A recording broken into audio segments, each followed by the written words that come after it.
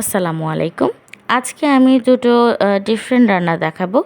একটা হচ্ছে করলার তরকারি, আরেকটা হচ্ছে জালি কুমড়া দিয়ে মাছ রান্না। আপনারা সবাই কমবেশি বাসায় এই রান্নাটা করেন। তবে আমি কিভাবে করি সেটা আজকে আপনাদের সাথে শেয়ার করছি। আমি এই দুটো রান্নাতেই আজকে একটা কমন জিনিস হচ্ছে আদা বাটা এবং রসুন বাটা। আমি দুটো রান্নাতেই আদা বাটা এবং রসুন বাটা দিয়েছি। অন্যান্য রান্না যেরকমভাবে নরমালি করে আমি ঠিক ওইভাবেই রান্নাগুলো করেছি। তবে এক্সেপশনাল হিসেবে আমি একটু আদা বাটা এবং রসুন বাটা দিয়েছি। এখন আপনারা চাইলে এটা স্কিপ করতে পারেন।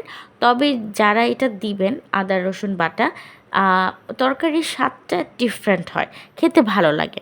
তো আমি হচ্ছে করলার তরকারি এবং জালি কুমড়া দিয়ে হচ্ছে মাছ রান্না, দুটোতেই সেম জিনিসই অ্যাড করেছি।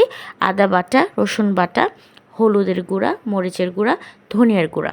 এইটা হচ্ছে কমন ছিল দুটো রান্নাতেই।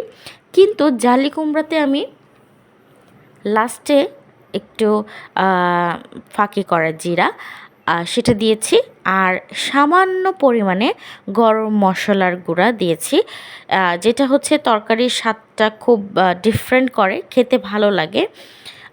আপনারা চাইলে এই দুটো জিনিস অ্যাড করে খেতে পারেন। তবে আমার মনে হচ্ছে যে তরকারির স্বাদটা অন্যরকম করে, ফ্লেভারটা ভালো আসে। একদম মানে ছোট থেকে বড় সবাই এই ধরনের রান্নাটা পছন্দ করে। তার জন্যে আমি আসলে ওভারঅল জিনিসগুলো আপনাদের সাথে শেয়ার করলাম যে আমি আসলে দুটো রান্না কিভাবে করেছি। তো দুটো রান্নার সেম জিনিসই ছিল, জাস্ট জালি কুমড়ার তরকারিটাতে আমি একটু গরম মশলার গুঁড়া এবং জিরার গুঁড়াটা অ্যাড করেছি। তো আপনারা চাইলে বাসায় এভাবে রান্না করে খেতে পারেন এবং খাওয়ার পর আপনাদের কাছে স্বাদটা কেমন লেগেছে সেটা অবশ্যই কমেন্টে জানাবেন।